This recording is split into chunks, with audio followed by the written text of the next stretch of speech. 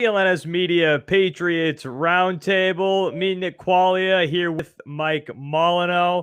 No Marvizon this week, but he will be back, I'm assuming, next week. I think next week, but we don't know. It sounds like we don't know. TBD. TBD. Marv is TBD right now. Yeah, he's out of the country right now. So just me tonight here with Mike. And we've got, July conversation for the Patriots. Slow times right now. Scrapping it together. But we got some fantasy football. Yep. And we do have a Stephon Gilmore topic that I thought was interesting. Let's get into that here. All right, Mike, Stephon Gilmore. Now, we know about the contract negotiations. He wants more money. He just wants to be paid what he's worth, whatever that Josina Anderson quote was that he had. He just wants to be paid what he's worth. So, with that, did I just go MIA? I might have just went MIA here. But I'll just keep. You're there. We go. Okay, I think you're back. I'm back. No, my camera just came out. Now, for Stephon Gilmore, if the Patriots and Gilmore do not come to an agreement here on a contract, and let's just say hypothetically that he holds out. Let's just say that he does not make it back to the team, especially in time for week 4. If he's not here on this defense that we've had a lot of discussions about being pretty damn good, do you think that this defense is going to take a significant step backwards, or do you think it's going to be destroyed, or do you think they're going to be able to make do without Gilmore? So when it comes to Stephon Gilmore, and I mean, that quote, like you said, is something along the lines of he wants to just be paid what he's worth. He wants to be paid what he's worth. And, from all accounts, people understand and realize how good of a player Stephon Gilmore is. Obviously, he's getting older, he's 31 years old, or I believe 32, somewhere around that age. So obviously he's not one of the younger cornerbacks in the league, but he still is capable of being a solid cornerback in the league. I think ESPN came out with a rank recently, and they had him ranked as one of the top 5 cornerbacks in the NFL. He was either ranked 3 or 4. I don't remember. And you're talking about a guy who's just won the Defensive Player of the Year, 2 seasons ago? So people know what Stephon Gilmore brings to the table. And when it comes to the Patriots defense as a whole, and especially looking at that secondary, just having Stephon Gilmore part of that secondary, I think strikes some kind of fear in opposing teams' eyes. Like when you're facing the Patriots and, you're a wideout or tight end, or, your opposing offense, you're looking at the Patriots like, okay, we got to go up against Stephon Gilmore in the secondary. You take Stephon Gilmore out the equation, will the Patriots defense and their secondary still be a solid defense? Yeah, but Stephon Gilmore not being there takes away a little bit of that fear factor that the defense may cause. You look at teams who have big name players, Aaron Donald from the Rams, Khalil Mack with the Bears. You think of those guys like, okay, this is a player you got to watch out for. They might, wreak havoc. I think Stephon Gilmore falls into that category of some of these guys. Okay, facing Stephon Gilmore in the secondary, okay, we got to make sure we're on our P's and Q's when we're out there. But when you take him away from the Patriots, and if a deal isn't able to be worked out between him and the team, and they go in a direction where they may trade him, it just takes away that pizzazz, that it factor that comes with the Patriots defense, and especially this secondary if you took Stephon Gilmore out the picture.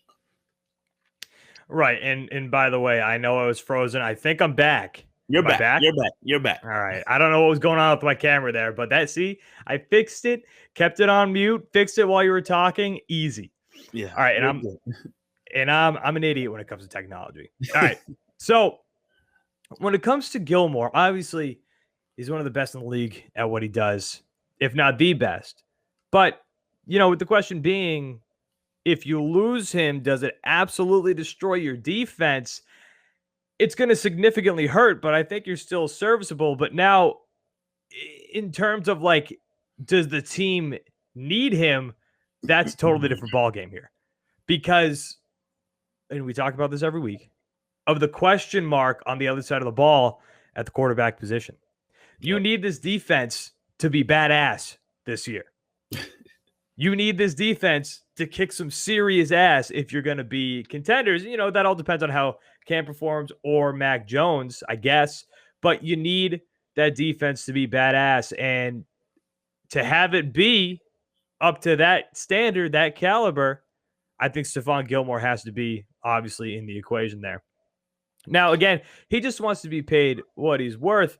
And I want to talk about this tweet. I hope I still have it up. Yeah, so our own CLNS Media, Evan Lazar, tweeted this. If I was Stephon Gilmore's agent, I would bring this to my next negotiation with Bill Belichick. I think he's crediting PFF Louis there. Completion percentage. Patriots and Stephon Gilmore 2020 season completion percentage with Gilmore. The opposing offense would complete 64.3% of the passes. And without Gilmore, it was up to 69.1. So obviously, he's a significant key to this defense. But, again, if you want to just boil it down to that one question, does it destroy your defense? I don't think so. But when you look deeper, when you look at what the Patriots need this season out of that defense, it'll destroy you in those terms where you need this defense to be at an extremely high caliber if you're going to compete, especially, in this division where you got Josh Allen. You're playing Josh Allen and the Bills twice a year and Stephon Diggs. So you need them. You need Gilmore on the field. And I've said this a bunch. I would be shocked if he's not on the field for week 4 against Tom Brady in the Bucs. Shocked. Yeah, I don't think the Patriots are idiots. I mean, I think they completely understand. Belichick understands what Gilmore brings to the table. I don't think they're oblivious to the fact that they know they have one of the best cornerbacks in the league.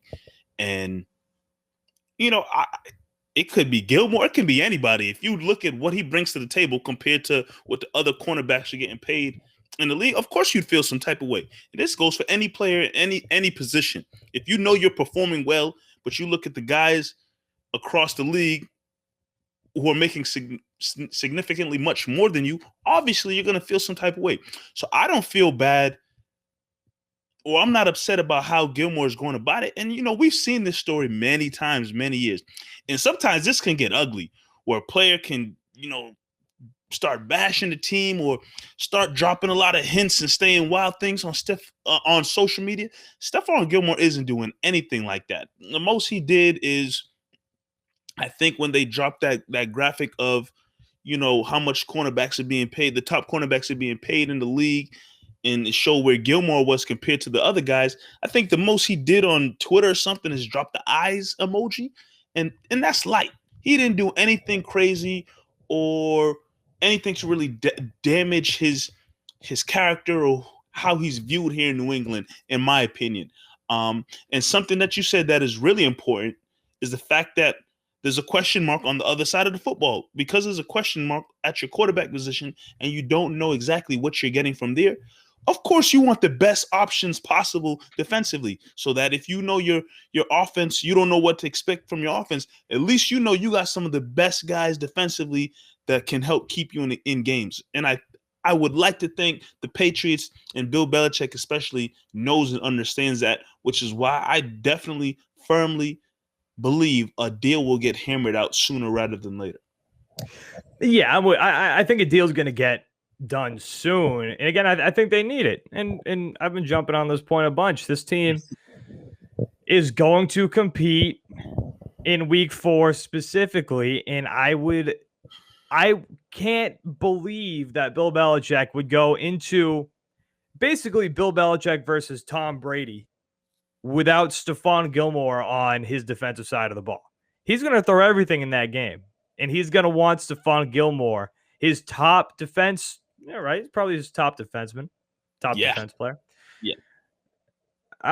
He's going to want him in the game opposing Tom because he knows that's going to be probably his best chance to win that football game, or at least having him in significantly increases your chances to win that football game, which I think matters a lot. Okay, now we want to talk fantasy. This is a big fantasy football show here, and we're going to incorporate that more and more as we go. So the question here this week is Cam Newton.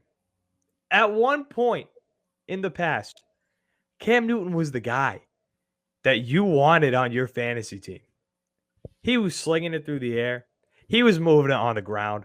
He was elite in the world of fantasy football.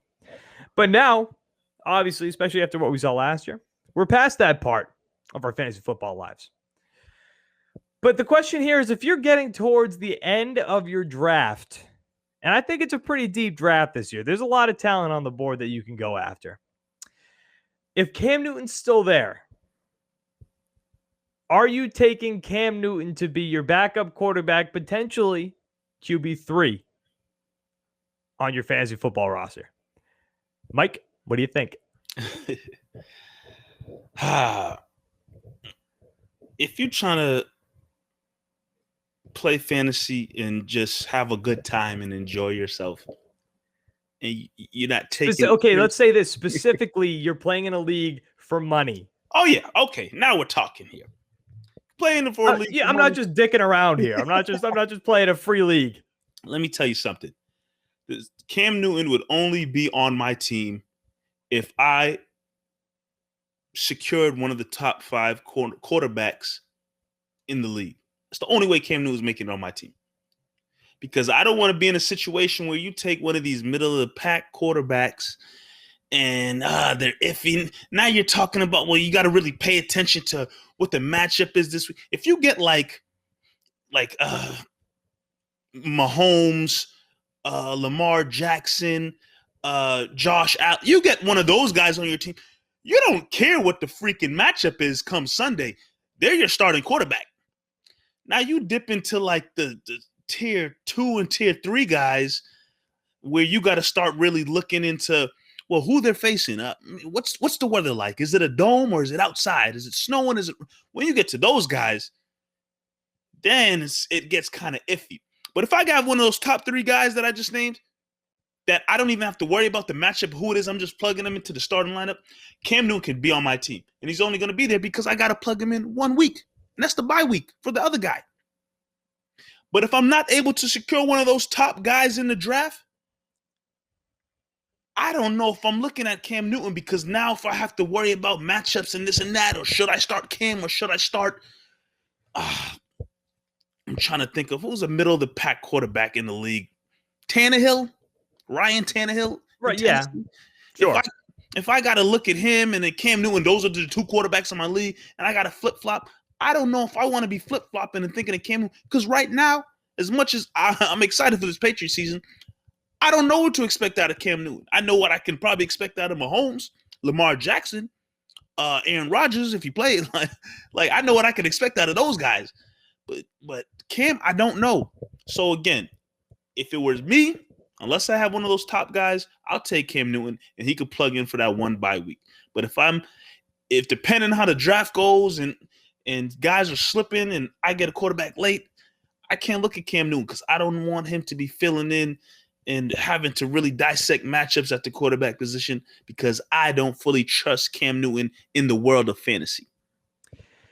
I'm talking here 15th, 16th round, because he's just like, because you just go back to those days where he was like, at one point he was elite in fantasy. He's the guy that you wanted because he could run and he could pass. Dual threat. And obviously, right. And we're way past that now, but you know, you can talk yourself into, okay, is he going to have a better year this year? Because you've got that great offensive line on this team. You've got a solid running game. And now this year, the big difference is you've actually got receiving threats on the offensive side of the ball that could open things up for him. So maybe 15, maybe 16, but I even have a tough time saying that because, you know, personally, I don't think Cam is going to be your starting quarterback for most of the season. Ooh, that's a different topic right there. That is a different topic. That's a topic that we're going to get into as we get closer to the year. But I just have a tough time seeing Cam remaining your starting quarterback, especially after what we saw last season. Because, again, guys, we know We know he didn't have great weapons last season, but that doesn't negate the fact that he had guys wide open and he would miss them left and right. Apparently, It doesn't negate that fact. He's even more healthier this year than he was last year, apparently. Oh my God. Listen, I'll believe it when I see it. I want to believe it. I want to believe it. I want the Patriots to be good. And if that means Cam Newton's got to be great, then I hope Cam Newton is excellent. And if I do take him in the 15th to 16th round, I hope I have a tough time being like, okay, do I want to start Cam this week? He's looking damn good. That's what I want. I just have a tough time believing it after last season. I do. I just have a tough time believing it. Yeah, I want to. I do. I think, but I just, I don't know. There's definitely people, and I definitely remember in one or two of my drafts for sure. There's people who really took a chance on Cam Newton last year because they expected him to come back. You know, he missed a lot of time. He's healthy. He's with the New England Patriots. He's gonna find success. There's guys that I did fantasy with who took that opportunity because that was their mindset. I was all in on Cam Newton coming to the Patriots and being the quarterback. I was not going to be all in on Cam Newton as my starting quarterback in fantasy football. Not a chance. Been doing it. I know. I'm trying to find my draft results from last season. I don't know if that's even possible, but you got to dig deep. But I think somebody took Cam like relatively early in my league. In one of my leagues for sure. And we all looked at that guy like, what are you doing? But he's like, you're going to see Cam's back. Cam's back. Superman's back. And I know for sure he did not win that league. So is there a way to search on here? Because I ended up finding my results. Is it a Yahoo league? ESPN? Yahoo. Yeah, you'd have to go to like just your season or something. I don't know. It's a deep dive. I'm pretty sure there's a way to look at it, but it's a deep dive. I don't know how to do it for sure, but I think there's maybe I was wrong because I'm looking and I'm having a tough time finding them here in this draft. But I mean, it's when you think back, when you reminisce on the past that was Cam Newton fantasy football. You know, you want it to happen again, especially being a Patriots fan. You want this guy to show up this year and surprise the hell out of us after last season. Cam Newton in his prime was doing what Lamar Jackson was doing, Russell Wilson, you know. When he was on the one, you knew he was scoring that football. It was one of those. It was automatic. Cam Newton, for those maybe watching who may be too young to remember, Cam Newton was doing those type of fantasy numbers in his prime in Carolina. But what was the year that he spanked the Patriots? Was it 2015? 2015. That's the year they went to the Super Bowl, right? Was Talib on the team? Because it was Talib and Smith who were going at it in one game. I believe so. I think that's 2015. I think. Yeah, might be getting the year wrong, but I remember. I mean, Cam. There was one point. Listen, you youngins. There was one point where Cam Newton was tearing it up. He was elite. He was on that Seahawks game last year where they were on basically the 1 or the 2 yard line, and they tried to sneak it in with Cam. In 2015, that wasn't even a question. Yeah, he was in the end zone. Hey, the man was named the NFL MVP for a reason. Superman. Yeah. Hey, folded in the Super Bowl against a lame duck Peyton Manning. Let's see if he can. Rough. He can find some of that magic. The Patriots did everything they could do to help the offense. Now it's on him to perform. That's what it boils down to. And we're going to see if the pressure pushes him a little bit because the future's here. The future was drafted in round 1 this year. You don't draft a kid round 1. I mean, look what they did with N'Keal Harry. They really tried. They really tried. Oh boy, what a guy! Yeah. All right, you ready to wrap? We can wrap this up, man.